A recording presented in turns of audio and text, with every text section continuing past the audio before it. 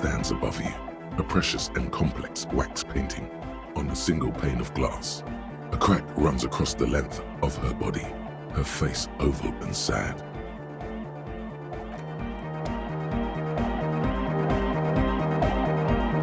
Good morning, comrade! Yeah! Harder car! You know it in your lungs where the pressure should vibrate, in your heart that's alone, and in your solar plexus where the hits should land. So does every chordate animal. What?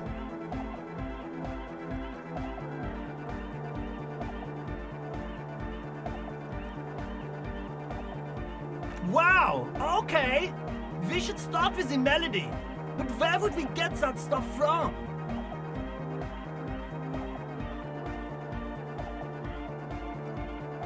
I'm sorry, I don't know anything about Nordic music. I'm just the party boy. I get the people going and say it's hardcore. He feels ashamed he can't be of more service to the future of dance music.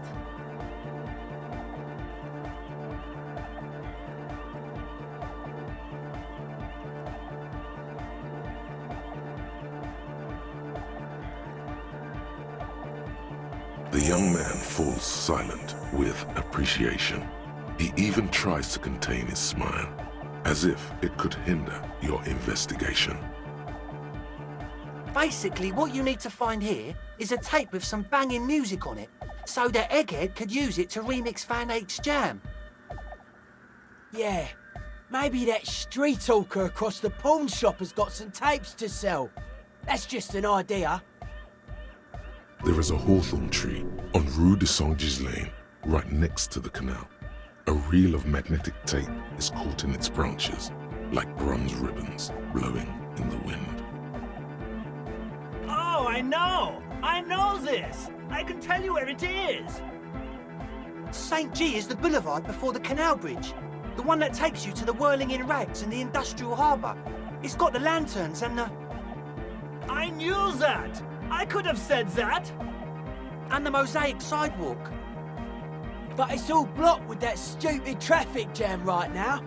Anyway. Does it? Anyway, that's all yours to figure out, Copman. Copman!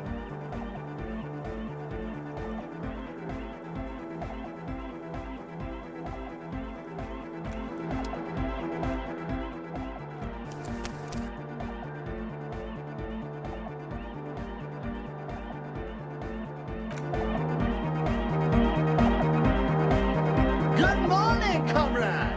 Yeah! Harder car!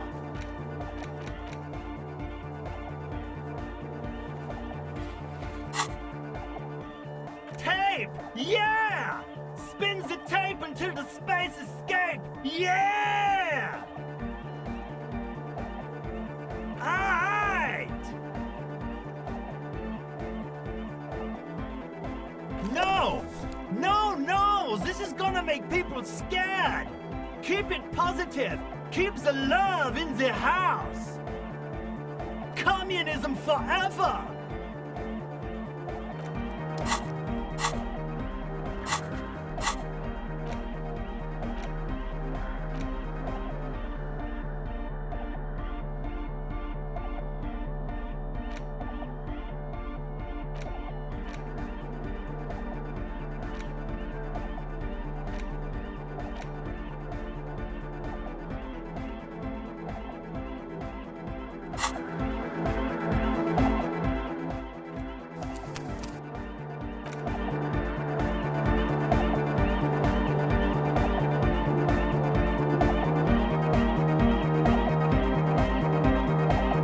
Oh, hey, man. It's good to see you. Goodbye.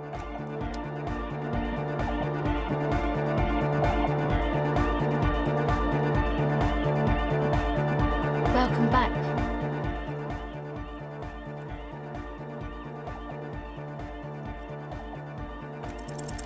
O passaro de agint, it flutters by your ear.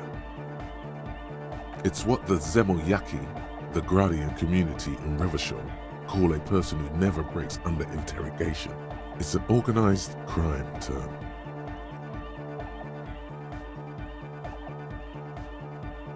Excuse me? She's attempting to remain calm, but the phrase made her flinch. What do you mean?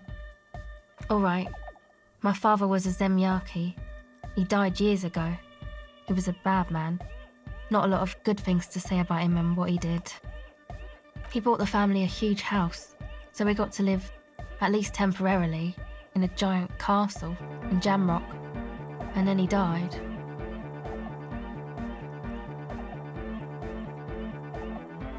What do you think? The competition came and took everything away. It was like in a war zone. So after his death, we had nothing left, and we were in danger. My mother had to change her name, mine too. We left it all behind. It was a stupid idea, and I'm still disappointed I came up with it. Aren't there any local authorities who might look down on such activities? I took that into account, of course.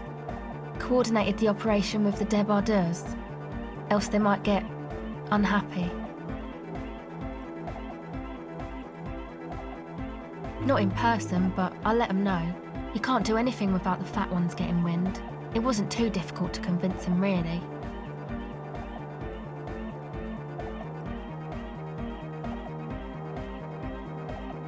It's a good thing you ended that mess, though. I felt I was turning Dadwise into a corrupt business person. Unpleasant. Hear that? Set justice on its feet. Confront Everard.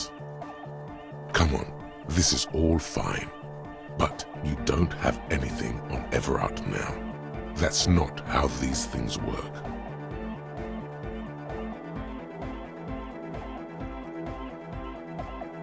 No, I don't think it would lead anywhere with Everard.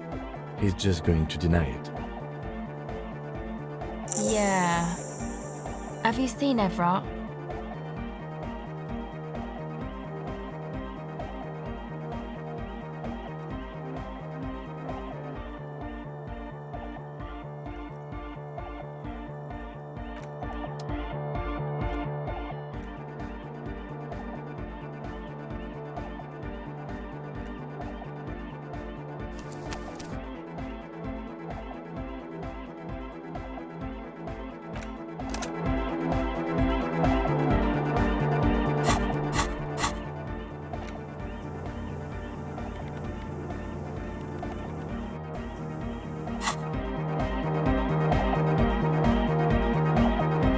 Welcome back.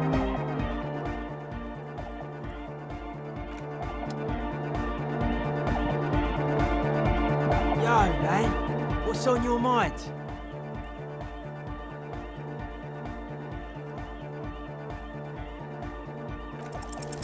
Dedicated, hyperactive, unified. You'll have to add something of your own to understand this list of loosely formed qualities called hardcore. You need your own entry. Make it. Test your limits. Surpass them. Dance till you drop. Dance till you die, if you must. Jumping around, as this sort of music requires, is actually a taxing physical activity and should be dignified with a sports suit.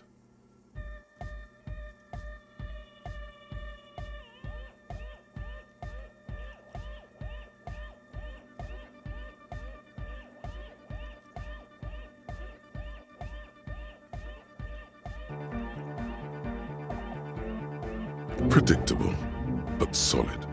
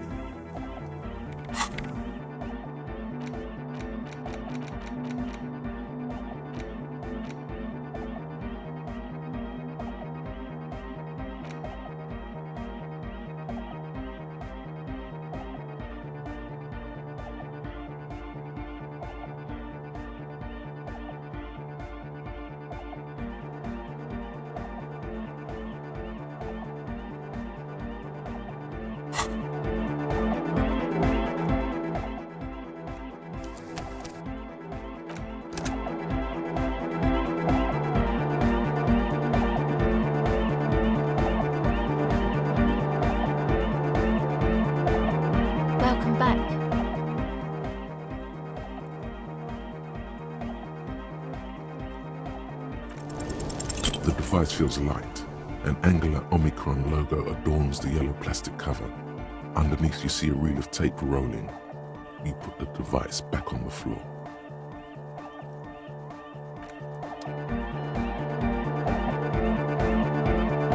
Oh, hey man, it's good to see you.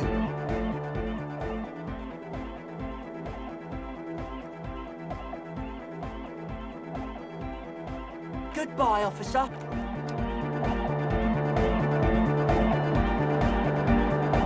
The mother of humanism stands above you, a precious and complex.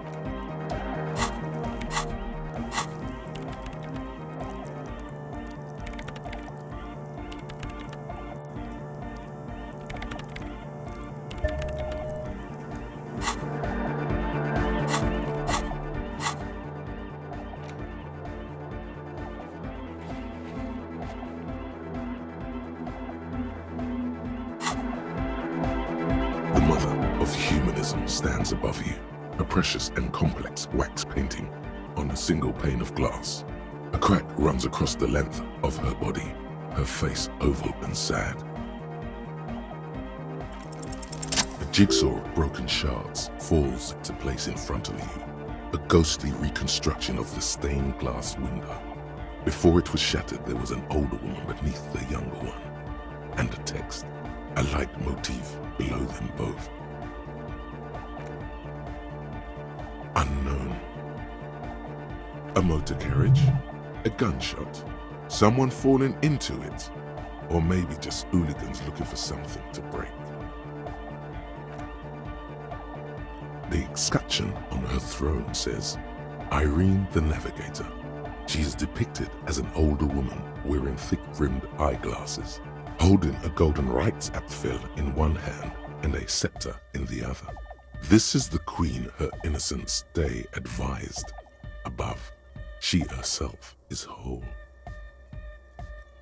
Small figures of wise men, common men, worshippers walk up the stairs to stand at her feet. Secret servicemen, 30 years, stand in a row guarding her. It must have taken years to produce this work in all its dizzying detail. Below both women, in luminous black letters, Après la vie, mort. Après la mort, la vie de nouveau. And then along the left side, Après le monde, la gré. Après le gré, le monde de nouveau.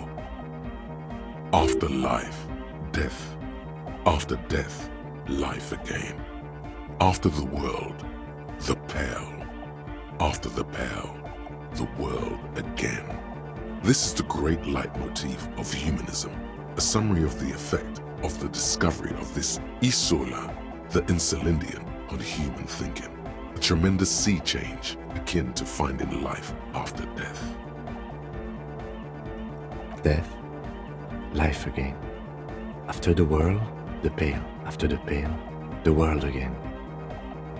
This exaltation is common in Dolorian sacralism. In the early years, it was even incorporated as the RCM slogan. No more, however. It was deemed subservient to use a strongly moral intern-related motto. We already suspected of bootlicking. The sentence was also seen as too feminine. It was a macho thing.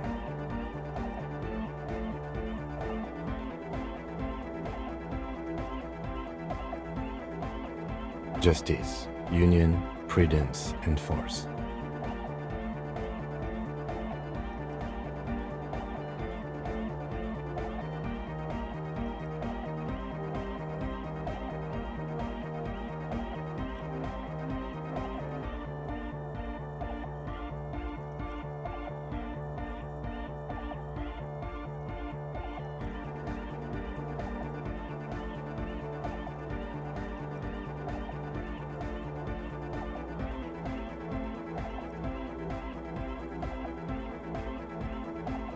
Eyes cool.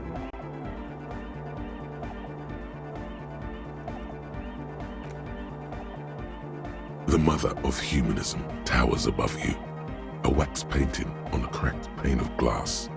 Nothing has changed in her expression. Yes, we all are. Her name, body, and rule are synonymous with humanism. The laws we enforce are DeLorean in origin. It's not spiritual, it's constitutional. The DeLorean system does not demand faith, only accordance.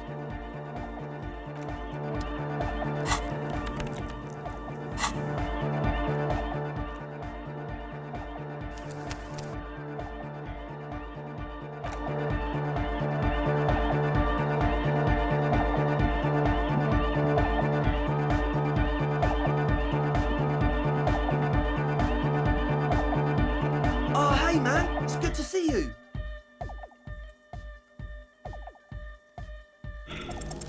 You close your eyes and dream of the shapes your body should form to bring this strange music into life. For now, such ferocity of motion is beyond you. But just imagine the moves you could pull to this futuristic beat. Puts a grin on your face just to think about it. Even a failed attempt gets the juices flowing and repairs some of the damage done by battles lost. If you up the dose and truly dance, who knows what will happen?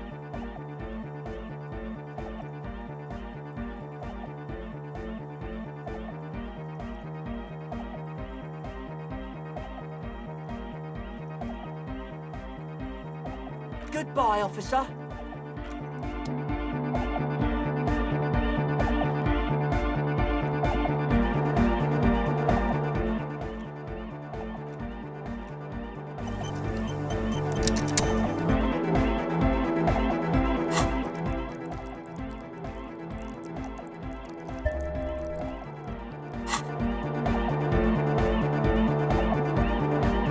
Oh, hey, man. It's good to see you. Goodbye,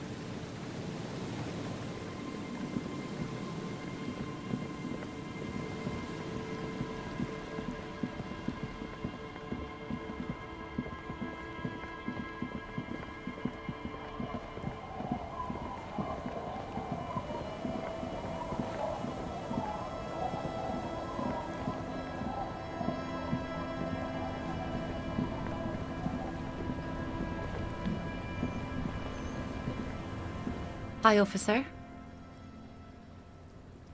Anything I can help you with? A fishing village on the seashore. This place doesn't really have a name. It's sometimes called Elysium. The sign on the street leading here is illegible. Has been since they built this place. The name is Lillian. People call me Netpicker. I think I have time for questions, and that was actually the second one. Indeed, you're always confused as to your whereabouts.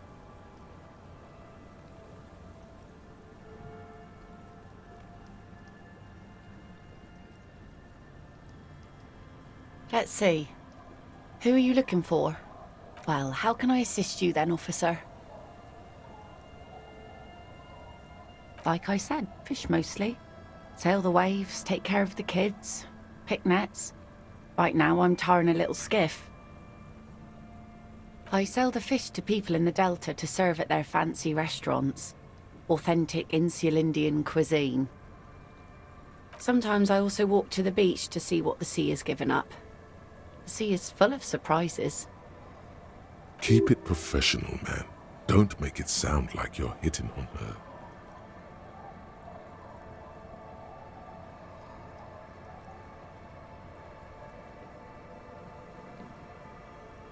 wood, pieces of glass. Every once in a while we see dead bodies. Human, animal, fish, other odd sea creatures. A mine washed ashore once. Bottles, drugs also. Lost cargo in general. Most of the time it's just wood and glass. All right. Major choice moment. You only get to ask one thing. It would be weird to say them all. Choose wisely.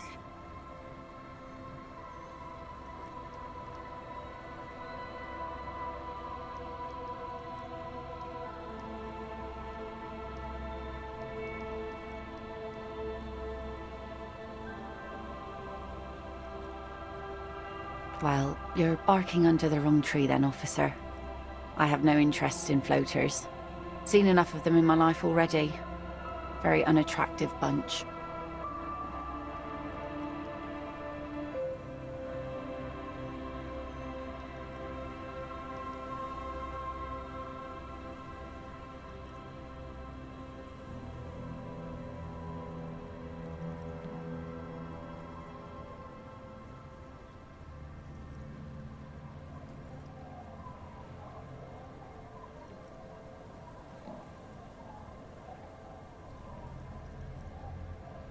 Unfortunately, the factory sold this one with a 3-year warranty instead of a story. It's to intimidate folks, mostly.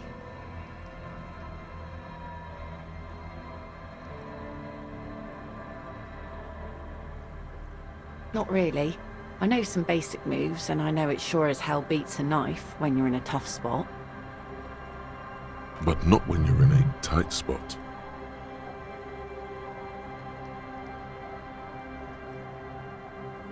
Guns are expensive and fragile, I think. Besides, I got kids, can't have guns around them, and sometimes a sharp blade is enough to keep folks at bay. From time to time, people need a lesson in respect. That's just the way it is. Back in the day, I caught the eyes of many men. And believe me, men need a lesson in manners from time to time.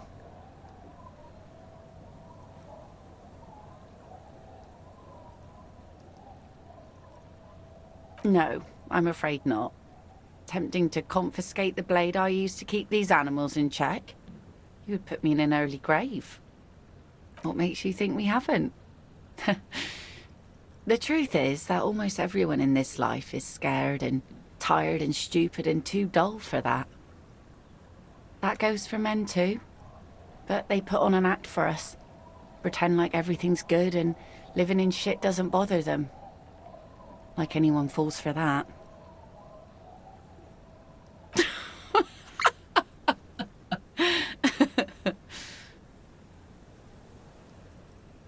Sure.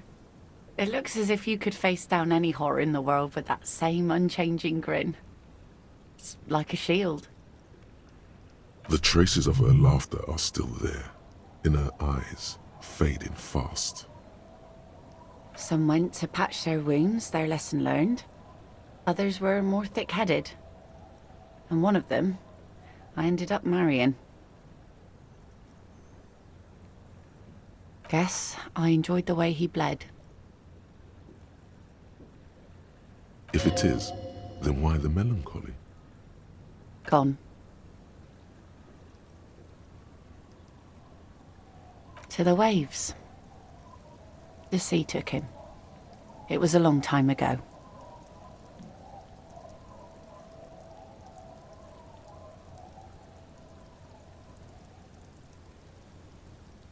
He didn't respect the sea. Went out there drunk like a skunk, and sure enough, one day the boat was found floating empty. The bloated corpse turned up 2 weeks later. Now, before you tell me how sorry you are for my loss, know that it was 4 years ago, and I've moved on.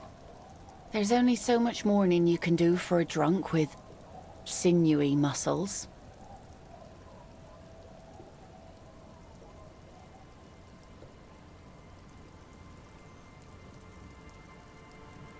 Us working folk don't have the luxury to be bedsick with melancholy.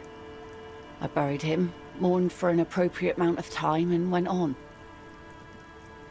Life didn't really change that much for me and the kids. This is neither a touchy nor a very interesting topic for her. She looks like she's ready to go on a date with another, better, drunk. Ask her. Both of you could need some action.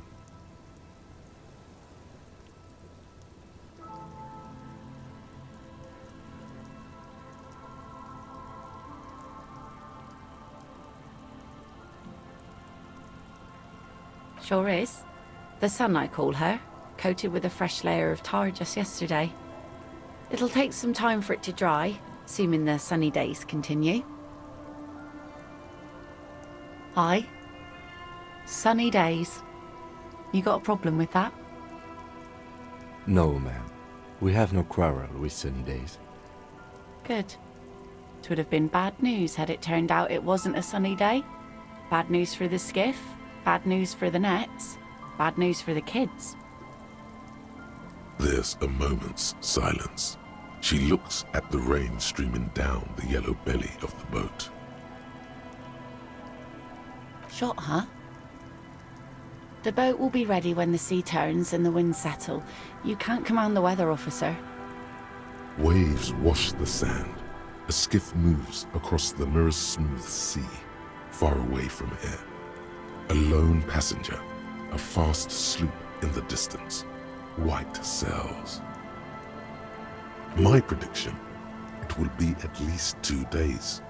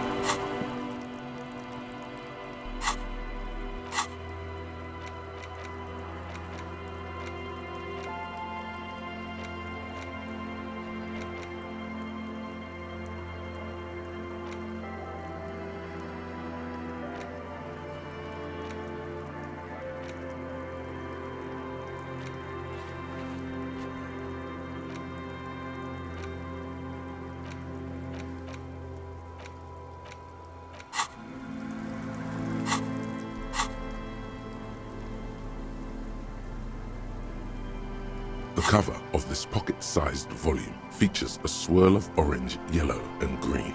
The title, A Brief Look at Inframaterialism, is set in an authoritative yet approachable serif font. What an interesting color palette. It's vibrant, yet somehow leaves you ever so slightly nauseated. On the inside jacket flap, you find a brief summary. What is inframaterialism? A highly theoretical branch of Masovian communism? A collection of mystical ramblings by a discredited revolutionary? Or possibly both? This brief look, TM, introduces readers to one of this century's most fascinating and misunderstood theories in a concise, jargon-free manner.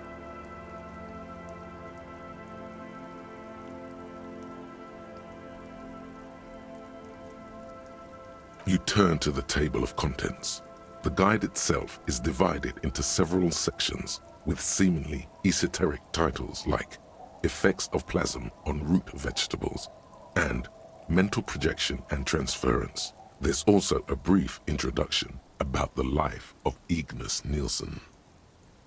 Known to his numerous admirers as the evangelist of the revolution, and to his even more numerous enemies as the apocalyptic Shrike, Ignas Nielsen remains one of the most controversial and fascinating figures to emerge in the years of the anti-centennial revolution, second only to Karamazov himself. During his unparalleled life, he helped guide a revolution in one country and found a new state in another. Along the way, he committed some of the most notorious war crimes in an era famed for its atrocities. And yet, his most fascinating contribution to history may be the most overlooked. His theory of ideological plasm, from which his followers and successors developed the school of communism known as inframaterialism. If you're like most people, you probably believe that your thoughts reside in your brain, right? Completely backwards. You think with your hands. Always have.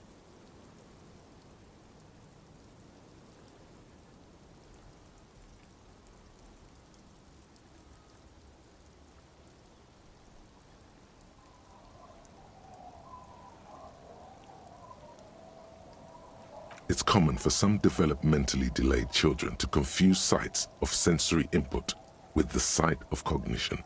But let's get back to Ignace Nielsen, shall we? As Mazow's devoted comrade and leading theoretician, Nielsen was responsible for developing much of the intellectual foundation of communism. But his interests and speculations were famously wide-ranging. During his final years in exile, he produced, among other things, an early guide to home brewing, instructions for raising revolutionary children, plans for a universal pictographic language, and a detailed materialist critique of Dolores Day's chess strategy. A true man of ideas, equal to any of the great DeLorean polymaths. But one subject he returned to time and time again was the fundamental relationship between thoughts and matter. We may yet discover, he wrote in his notebooks, that under certain exceptional circumstances, the proletariat's embrace of historical materialism may be so fervent that their beliefs take form in the world of matter as a kind of revolutionary plasm. Certainly, in essence, Nielsen is arguing that thoughts don't just reside inside the brain, they radiate outward from it. According to this idea, the brain is an ideological transponder, constantly emitting waves of highly politicized energy, which Nielsen called plasm. Woe is right. What's more, Nielsen speculated that this plasm, when it becomes powerful enough, might begin to influence the material reality surrounding it. Hence the name, inframaterialism. Unfortunately, Nielsen passed away before he was able to develop these initial ideas into a full-fledged theory.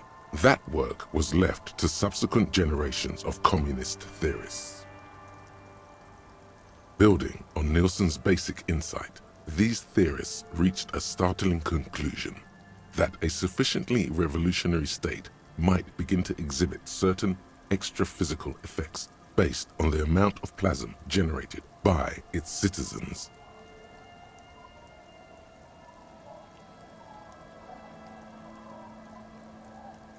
Correct, though certain particulars of the theory are commonly attributed to Nielsen himself, the evidentiary basis of those attributions has always been a point of contention between inframaterialists and their critics.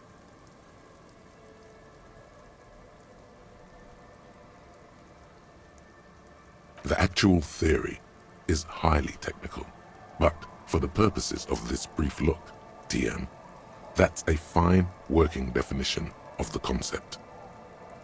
That's because this is absolute idiocy, not even worth engaging with.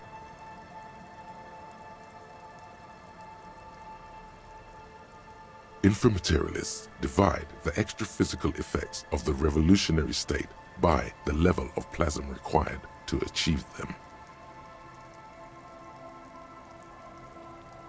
At the lowest, or first level, revolutionary plasm is believed to stimulate or invigorate matter without altering its essential properties.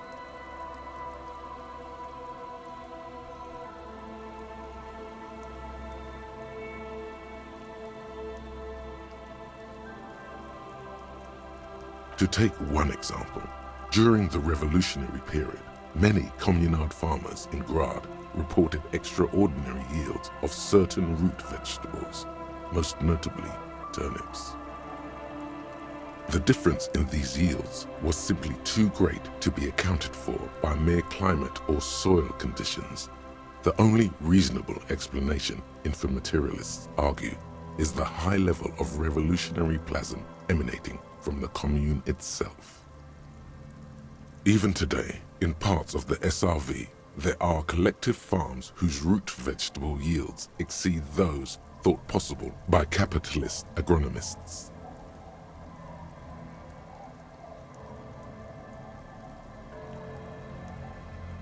Who's to say the farmers aren't just cooking the books? Sounds like obvious SRV propaganda. It's also been postulated that plasm may account for the remarkably full and manly facial hair observed on some communist males. Your hand feels clammy against your bare chin. You wipe it along the back of the book and keep reading. Of course, inframaterialists argue that revolutionary plasm may stimulate human physiology in other ways as well. In fact, reports from the revolutionary period claim that the most radically devoted communards were able to engage in vigorous intercourse for up to 8 hours at a time. 8 hours? There's no way. Your equipment would be mashed to jelly. No wonder the communards couldn't shoot straight. They were too shagged out. Hyperproductive vegetables and ultra-horny communards are fine, but this theory hasn't quite gotten strange enough for you. And on that note, you feel like you've gotten the general idea of inframaterialism, enough to carry on a basic conversation at least. But if you'd like to go even deeper into some of the more speculative aspects of the theory, you could always read further. Of course you want to go deeper. What else are you here for? The book fits quite snugly into your palm. It would also fit comfortably into a jacket pocket. You flip forward a few pages until you come upon a chapter titled Mental Projection and Transference.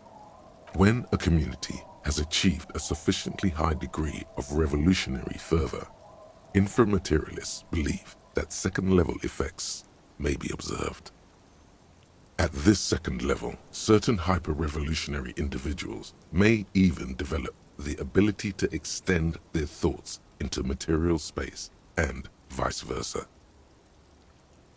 According to inframaterialist theory, yes. Under suitably revolutionary conditions, that is. Of course, one doesn't need to be a communist to be attuned to the thoughts of your brothers and sisters.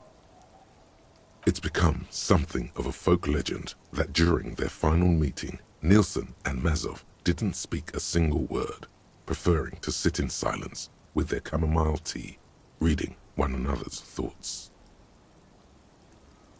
One of the minor tragedies of the late revolutionary period is that few reliable accounts survive.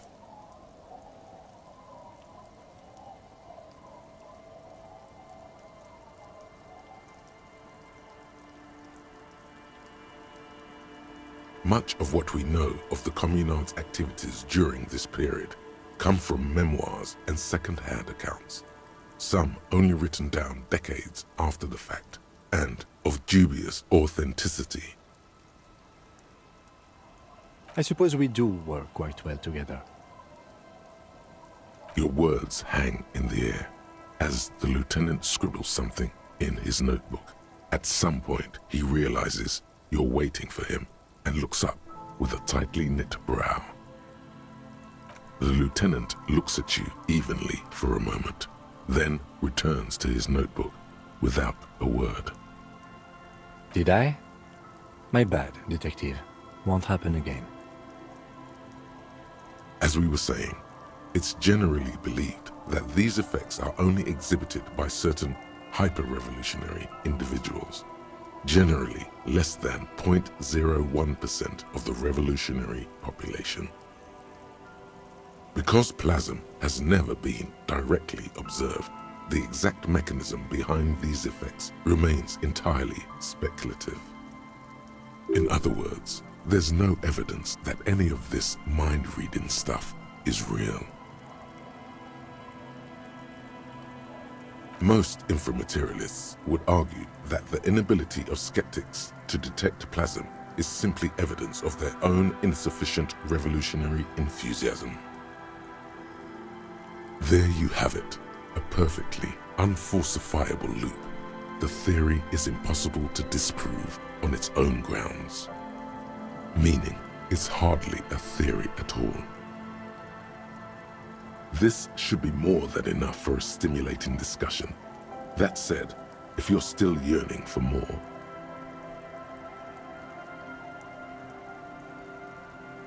you breeze through the next several sections until you arrive at the final chapter, titled A Communism Above Reality. When a society's revolutionary fervor reaches the third and highest level, inframaterialist theoreticians have postulated that the laws of physics cease to be laws. More like suggestions, according to some of the SRV's leading inframaterialists. Of course, it's impossible to say what exactly happens under these conditions. No known society has ever achieved the levels of revolutionary enthusiasm the theory seems to require. Some inframaterialists have even argued that it might require more plasm than humanity alone may be capable of producing. In the SRV, there have been attempts to organize certain species of aquatic mammals, as well as a few of the higher corvids. But as of this writing, only human beings have demonstrated the intellectual capacity for revolutionary communism. There are numerous stories from Samara involving bandits or fascist mercenaries being levitated by farmers from the most ideologically advanced communes. Of course, few of these incidents have ever been rigorously investigated or substantiated. The form of these stories also recalls several well-known Samoan folk tales, in particular the one commonly known as Clever Oleg and the Flying Magistrate. Among known attempts to channel third-level capabilities, the most well-documented is the curious case of Coalition warship Debutante. It concerns an interesting series of events that took place during the invasion of Revachol. As Coalition forces made landfall, a cadre of Nielsen's most fervent acolytes attempted to compress a Coalition aerostatic with their collective will. According to communard law, these acolytes positioned themselves at the top of a redoubt just over the bay of Revachol. From that vantage, they proceeded to visualize pinching Coalition warship Debutante between their fingers, a gesture believed to assist in the extra-physical materialization of their thoughts. The communards were notoriously under-equipped against the much better-funded Coalition. In any event, it's doubtful even ceramic armor would have altered the outcome. The acolytes, along with the redoubt, were vaporized in an artillery strike before the process could be completed. It's been said, though, that in the weeks following the battle, the captain of the Debutante noted an increase in incidents of crewmen striking their heads on unexpectedly low bulkheads. Of course, colorful anecdotes only scratch the surface of what inframaterialists believe may be possible in a truly third-level society. Some have theorized that such a society would be fundamentally unrecognizable, lacking many of the institutions we typically take for granted in advanced societies, including organized governments, financial institutions, and law enforcement.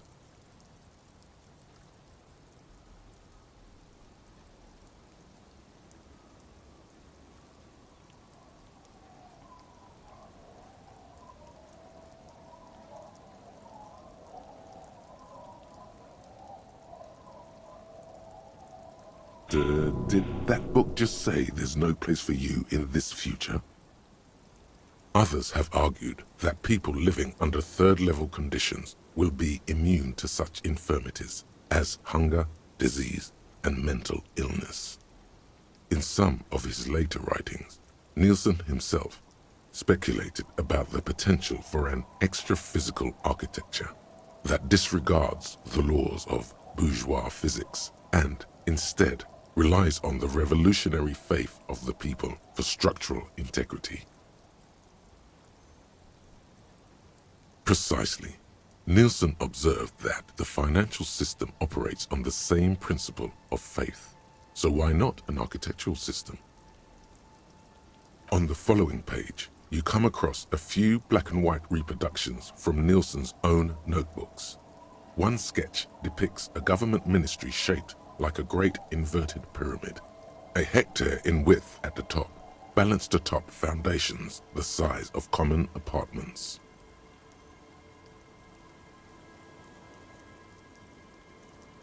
Another depicts a leaning tower wrapped in a dramatic helix. The caption beneath it reads, "The Tower of History."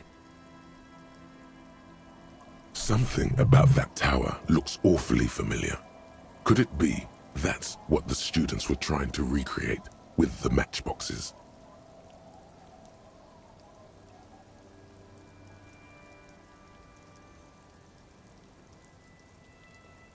In the corner of one of the reproduced notebook pages, you can make out the following words, written in Nielsen's distinctive slashing script. "A state that has lost the faith of its people has forfeited the right to exist."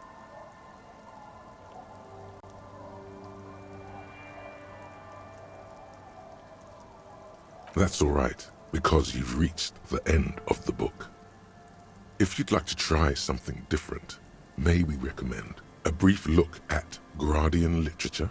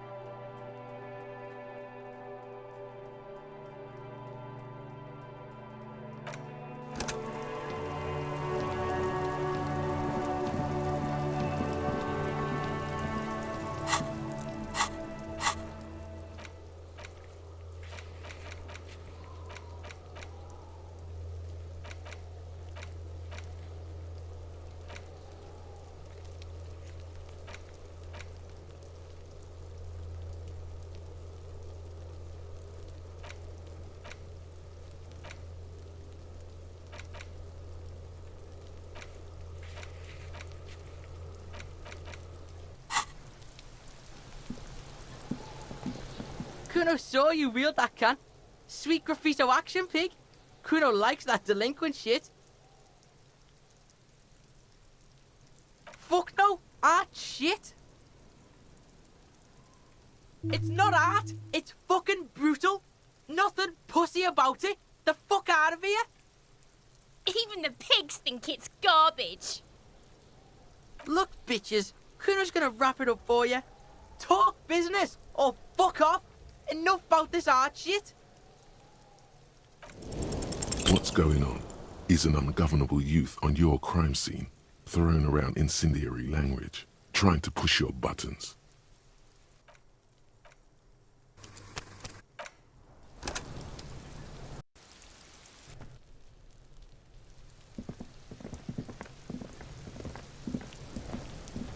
Kuno saw you wield that can. Sweet graffito action, pig. Kuno like fuck no, art shit. It's not art, it's fucking brutal.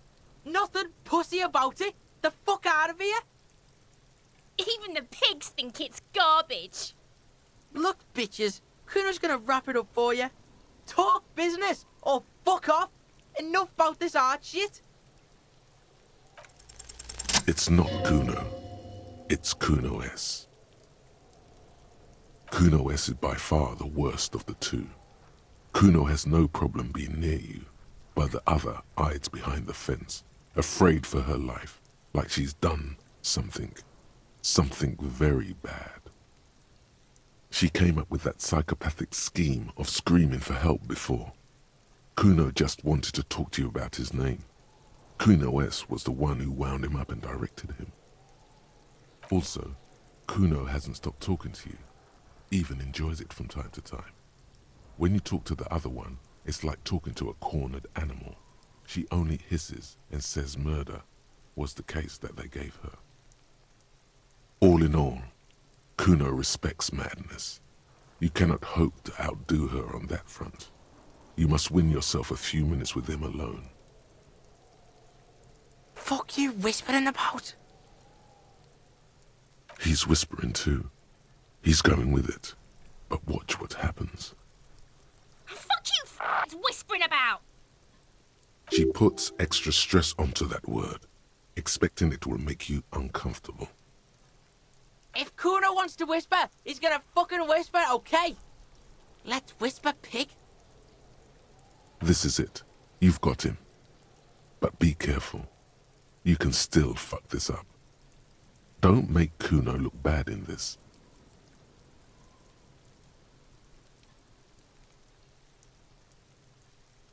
Crazy? You don't know the half of it. She's not crazy. She's insane. Dangerous. She's smoked a man. She's done people in. Probably even pigs. Stop talking to him. Kuno, I'm fucking warning you. You're gonna get us into shit. She understands what you're trying to do. Yo, see? Did Kuno not tell you? Kuno told you. Kuno talks to whoever he wants. Talk, pig. Kuno's got it under control. You did it. They're separated. He's even turned his back to her so she can't read his lips. Fuck. She can read lips. You should cup your mouth. Kuno means she killed someone. That's right. She's a killer. Like, actually a killer. His little green eyes are fixed on yours. He's meant everything he said before, but right now, he not only means it, he is sincere. Are you getting this? You think I'm fucking telling you a joke here? How hard do you think it is to kill a fat ass? Sweet talk him, then knife him. She's probably killed a pig too. I mean, I'm pretty sure she has. I knew you pigs were too naive for this shit. Good thing Kuno's got her under control. Kuno keeps her calm. A cop would be too large for her to overpower, but a determined child of her size can still kill the vulnerable, the elderly, the homeless, or other children. The creature peers at you both from over the fence. There is something searching in her eyes. Kuno falls silent. He does not look at you when he replies. Kuno, there, that's it. That's what Kuno is starting to think, yeah? Don't move your head. Just from the corner of your eye, look at her.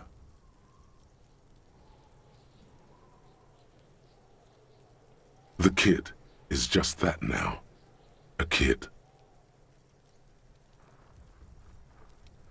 Kuno wasn't around, and C was with Kuno. Told you this already. Look, Kuno's gonna put you at ease. We didn't do it.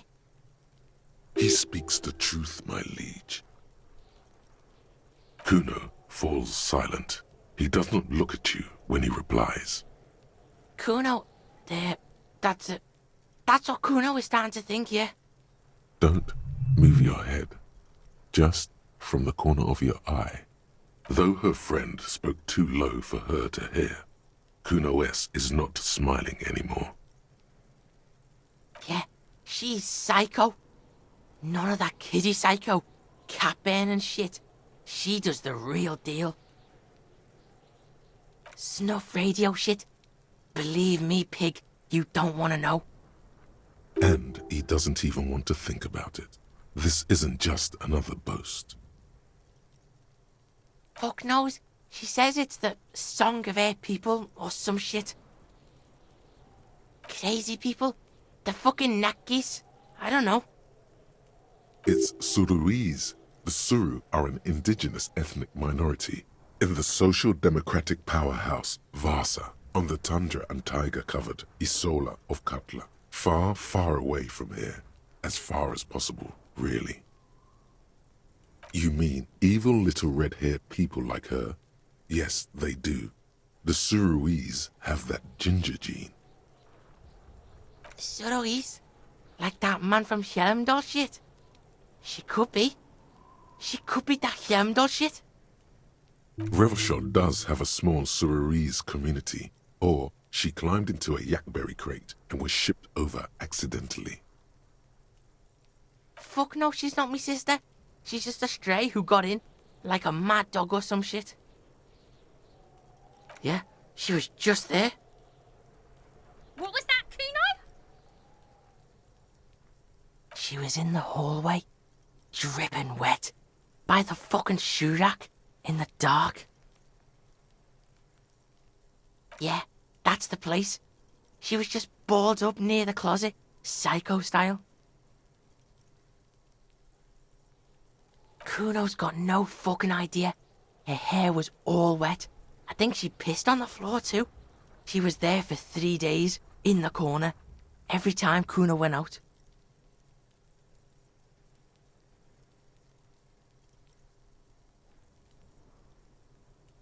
I dunno. Someone left the door open.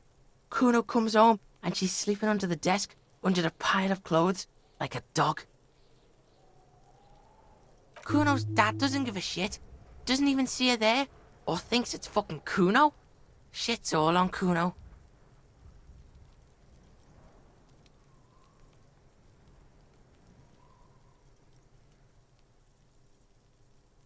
How's Kuno dealing? Kuno's dealing just fine. He doesn't need you fucking with any of it. C doesn't either. Kuno's got this shit under control.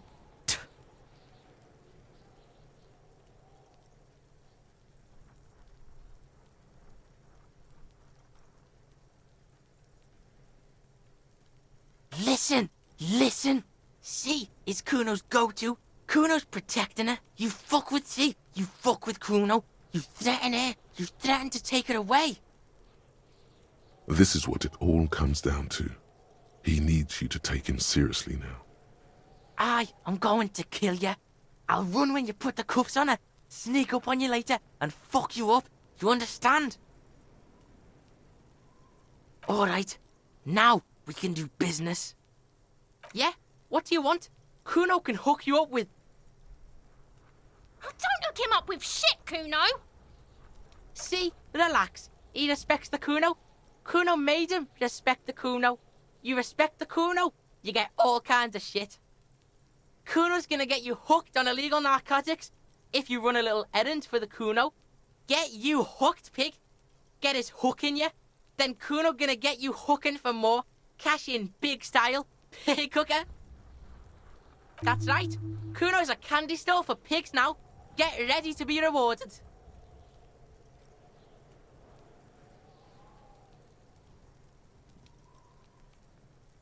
Kuno gets it from his dad. Kuno and his dad are major suppliers. That's where Kuno gets his lightning on. Problem is, Kuno and his dad had a little falling out. Now junkies clawing at Kuno's door. Streets going mad. Kuno's gotta throw his dirty popo man at it. Don't take for fucking ever. Kuno's got wheels turning everywhere. Kuno doesn't fucking care.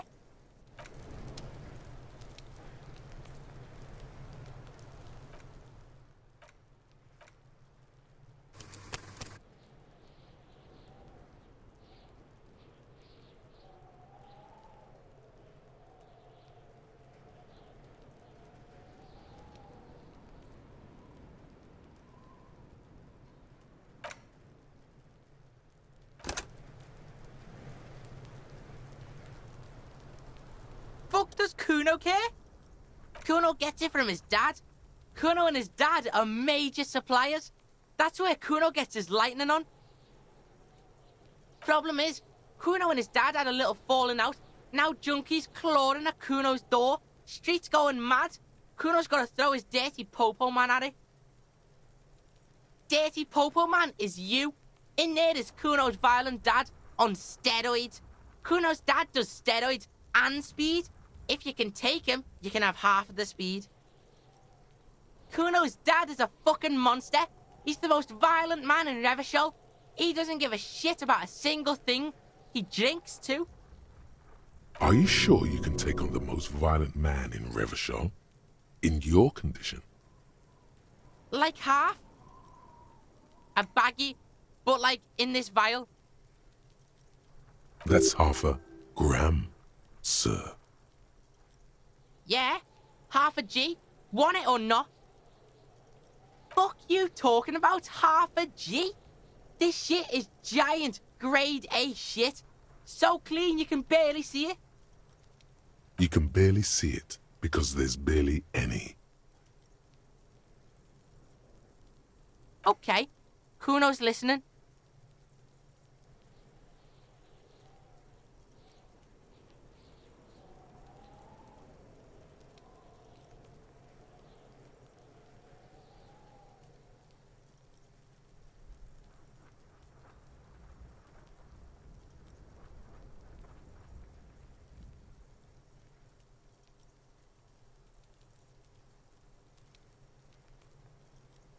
Sure, whatever. If you survive, make sure to bring that shit back to Kuno. Kuno's almost out. You wouldn't like the Kuno when he's out. Just get in the apartment building. Kuno knows you already fucked your way in. Kuno knows everything. Go to room 12, first floor, and kick down the door. Police violence style. Kuno style. And then it's action time. You're locked in the room with violent fuckheads. That's it. Next time Kuno sees you, you better have his shit. What the hell are you signing us up for here? Okay then. Kuno doesn't fucking care.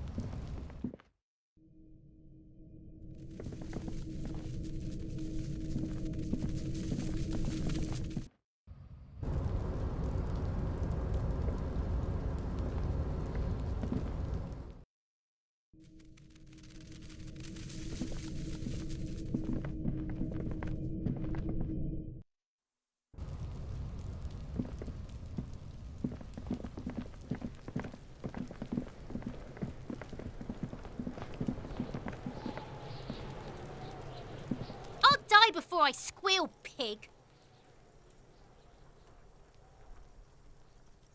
What's this kid shit? Fucking mind games. I'd rather die than squeal. Get the fuck out of here, face! You got done! Talk to me! So it's a girl. Interesting.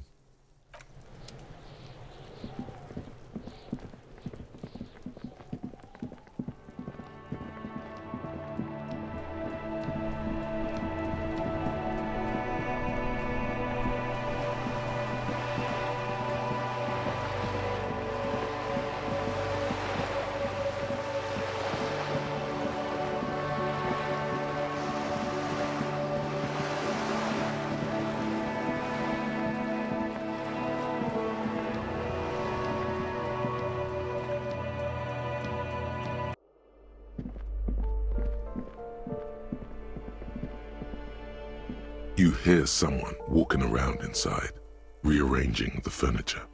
The number on the panel says,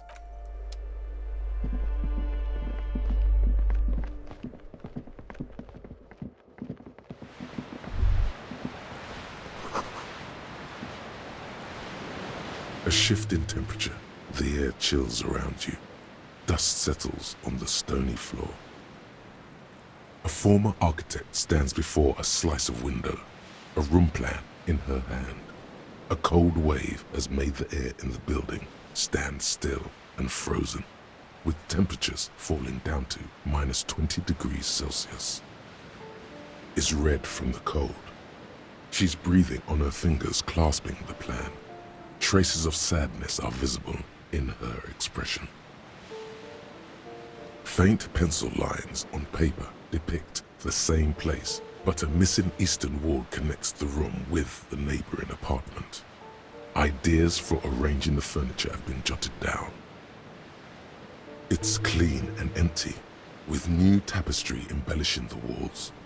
A standard HB graphite pencil has fallen off a three-legged stool in the middle of the room. She had an eye for beauty.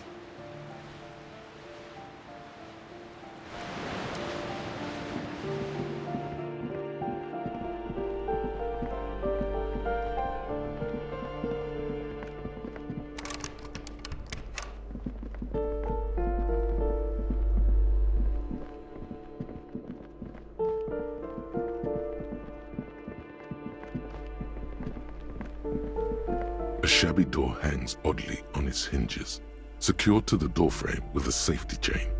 An unpaid energy bill is attached, threatening to cut off the electricity.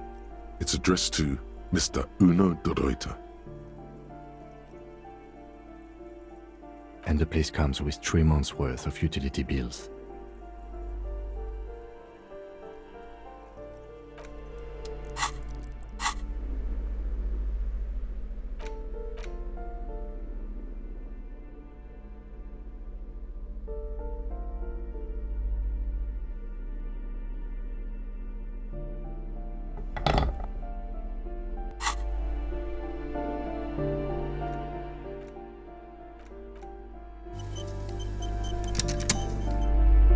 A shabby door hangs oddly on its hinges, secured to the doorframe with a safety chain.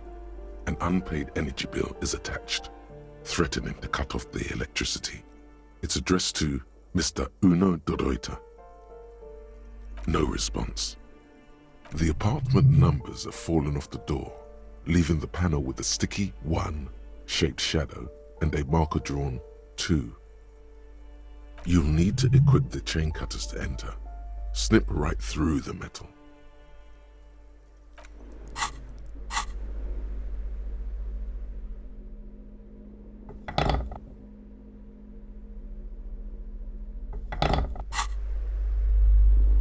A shabby door hangs oddly on its hinges, secured to the doorframe with a safety chain. An unpaid energy bill is attached, threatening to cut off the electricity. It's addressed to Mr. Uno Doroita. Snip. The cutter goes through them like dead leaves. The links fall to the ground on the other side of the door. I know there's no stopping you, but let's at least make this quick.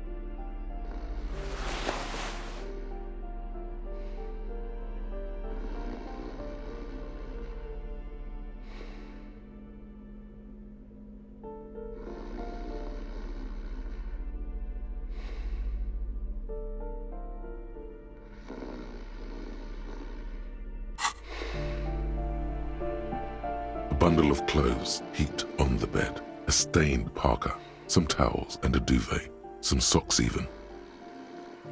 In the dark, it looks like a nest.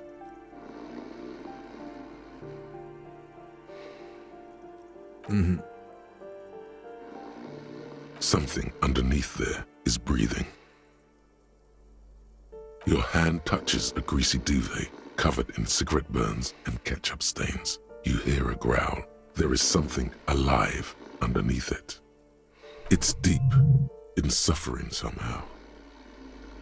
You see a 60-year-old, fat, red-headed man passed out from large amounts of alcohol, and God knows what else. The smell of shit rises from his mouth.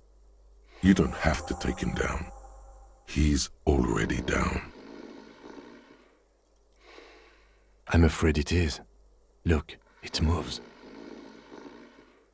And look, the other foot is camouflaged by a striped sock bearing the name Maxtor on the sole. 3 toes are poking out of a hole. Maxtor is a gas company. He's wearing free socks from a gas company. They probably came with the bills. A groan rises from the man's throat, dry like a death rattle. He's trying to say something in his sleep. Well, judging by the color of his hair, I would say yes, it is. The lieutenant's right. The man's unwashed hair bears a familiar ginger tone. Even the hair on his chest is coppery. The light from the window falls into his half-open eyes. Nocturnal lagophthalmos, the likelihood of falling asleep with partially open eyelids, rises after stimulant use and heavy drinking.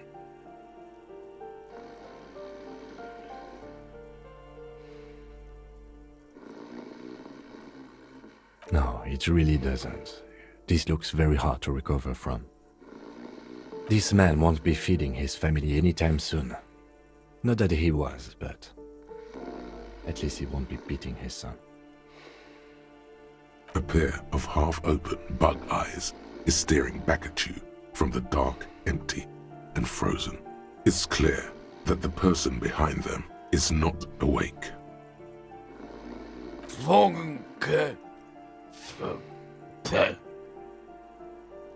Look, he's trying to communicate.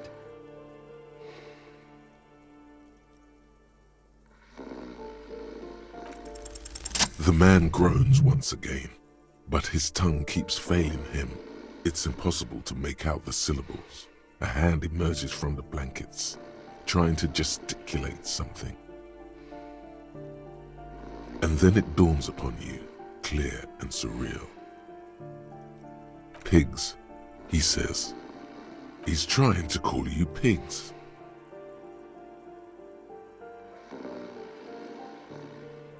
His hand falls back on the bed, limp and defeated. A loud snore escapes his mouth. He's asleep again. At least he got to say his piece. What is there to do? We could turn him on his side so he doesn't choke on his own vomit, but he's already on his side.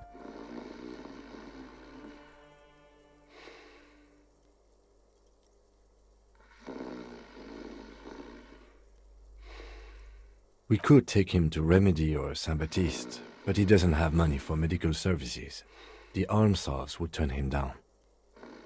They don't do charity for people who are trying to kill themselves. Besides, he'll be dead in a few. Years, months, weeks. The pile of blankets grunts miserably.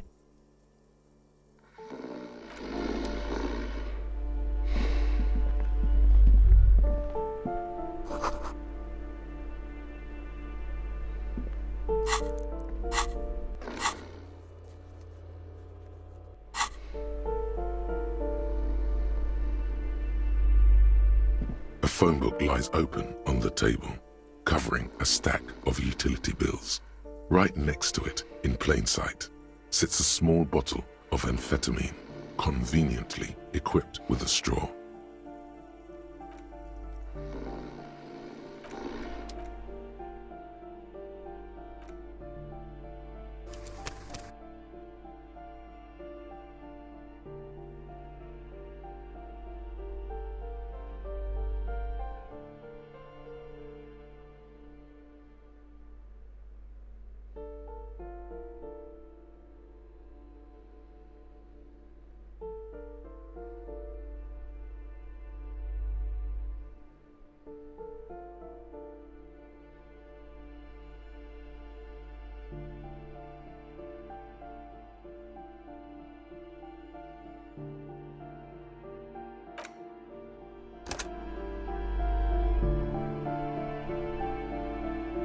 A phone book lies open on the table, covering a stack of utility bills.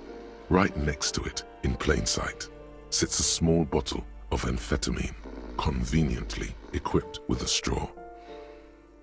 Good. Confiscate it.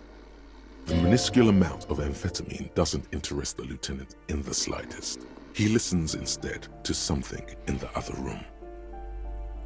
You pocket the bottle as if it were the most natural thing in the world.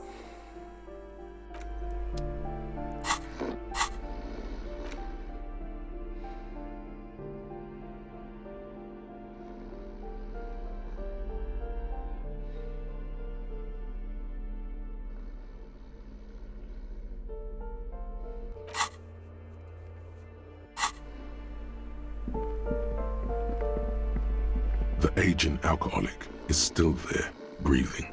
The air in the room is stale. Silence. Only heat emanates from the sleeping body.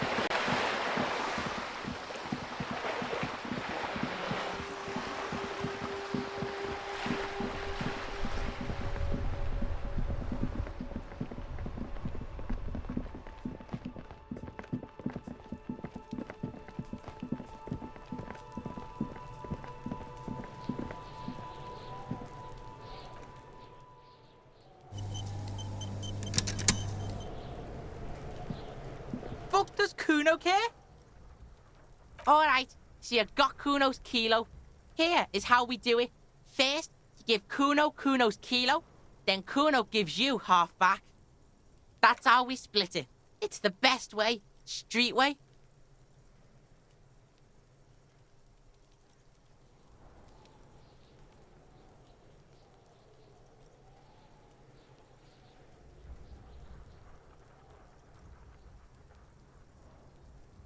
Word on the street is, you sent your little friend in dressed as a hooker, distraction style.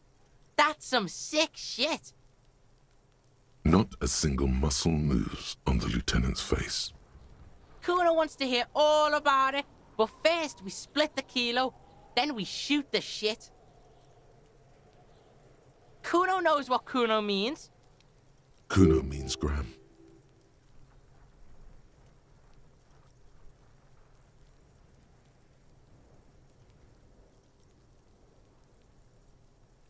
All right.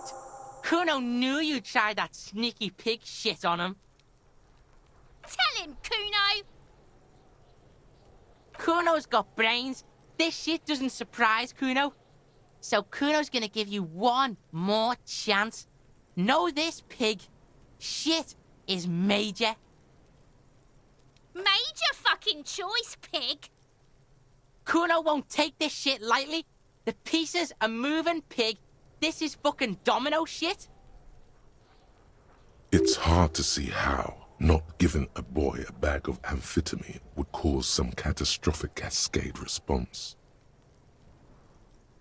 Hard to see, but easy to feel. Somehow, this will change things. Tick, tick, tick, tick. Decision time. What's it gonna be? You gonna fuck the Kuno?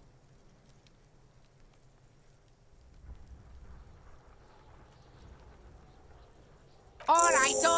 You fucked the Kuno. Everybody, Kuno got fucked by his pocket pig. Just when we getting our business on, the pig throws it all away. I told you he can't be trusted! I told you he'd steal the shit! Relax, see? We got plenty of kilo. Kilo underground, in the tree. This ain't about that. This is about you and Kuno. You mismanaged this shit. Now everything is fucked between us. How are you gonna make this up to the Kuno, huh? There is genuine disappointment below the act, sire. In truth, Kuno doesn't really believe there's anything you can do to make up for this. The damage is irreparable.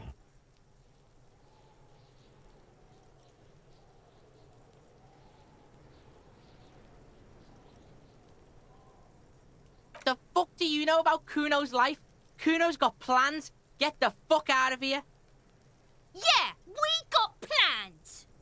6 meters underground, below piping from before the war, the collapsed remains of the Martinez storm drain system. There are 2 stolen flashlights with piles of batteries next to them, beside 2 bedrolls, in the dark and opening into the lower tunnels. Yeah? How the fuck are you still alive, pig?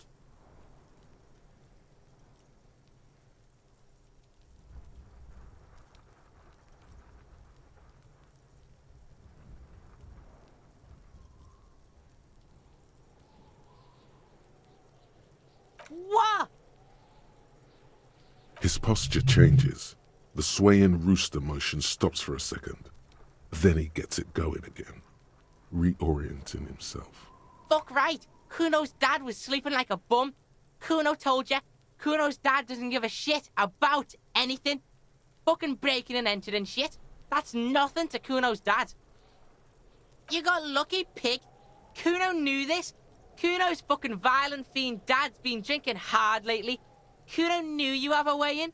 Narrow window. Kuno window. Kuno window?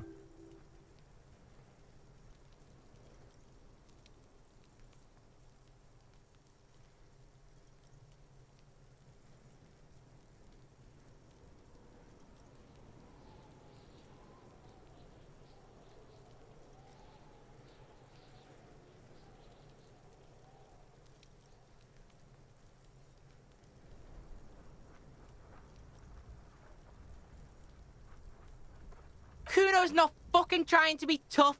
This shit is real. Kuno's fucking violent dad's gonna be a vegetable.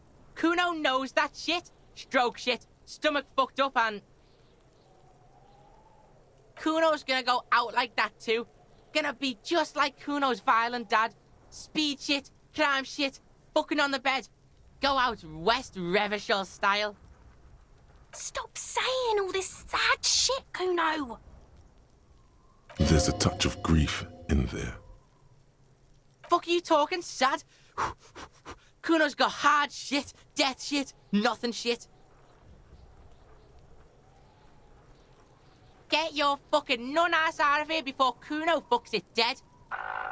You think 'cause you took Kuno's speed, Kuno's gonna sub like a turn into... Kuno ain't turning into shit. Kuno is that shit. Kuno won! Oh, you won, Kuno! He did not win. There is a crack in there now, and it's spreading across the face of his certainty. Yeah, so fucking what? Fuck are you talking to Kuno about that kiddie shit? He's trying to fuck you again. Fuck out of here. Kuno knows it's fucking lame. That's why Kuno changed it. Kuno can change his name into anything. Gonna change my name into Don't change your name into that, Kuno. fuck right there where? Fucking 3 years or some shit. You can guess.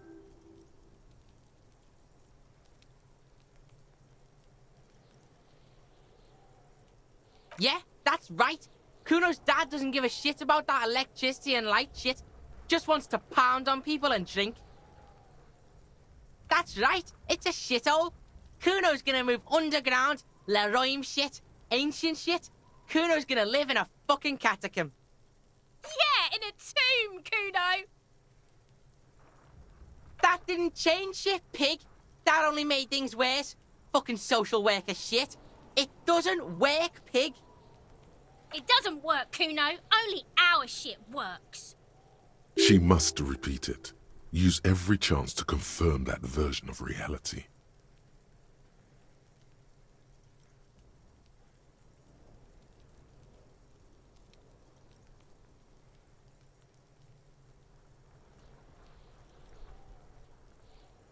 Kuno doesn't fucking care.